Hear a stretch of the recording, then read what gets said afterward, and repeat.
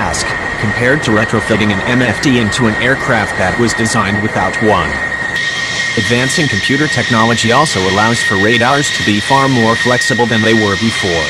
In the prior generation, aircraft tended to focus on ground or the air for their radar, with the radars losing significant amounts of functionality when switching between the modes.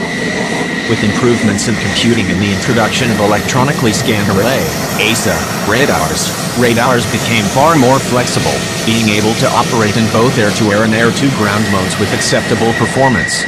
The good performance of the radar in both modes was one of the reasons why the F-15 carries both the F and A letters and its designation. For those fourth-generation jets that came before these innovations in radar, there is another trend could allow them to serve for a long time: the miniaturization and modularization of electronics. Since it's easier to create high-performing radars in a compact package with new technology, the radar of fourth-generation jets can keep pace with newer aircraft.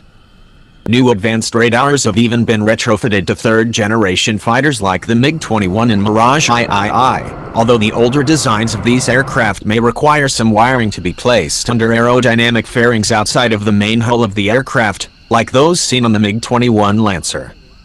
In addition to purely technical reasons, fourth-generation aircraft packed with new upgrades are often good enough for countries.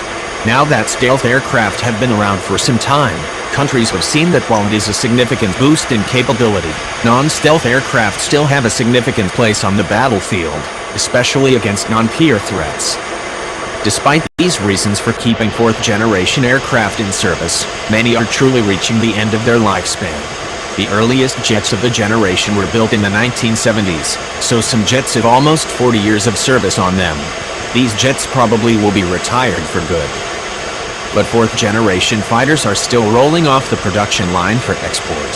As the U.S. Air Force tries to retire and sell its old stocks of F-16s, Lockheed Martin is still churning out new F-16s, albeit built to a far more advanced standard, for countries like Slovakia and Bahrain in 2018.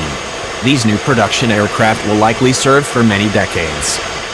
Similarly, advanced Russian aircraft like the Su-35S and MiG-35 are being built right now for export customers.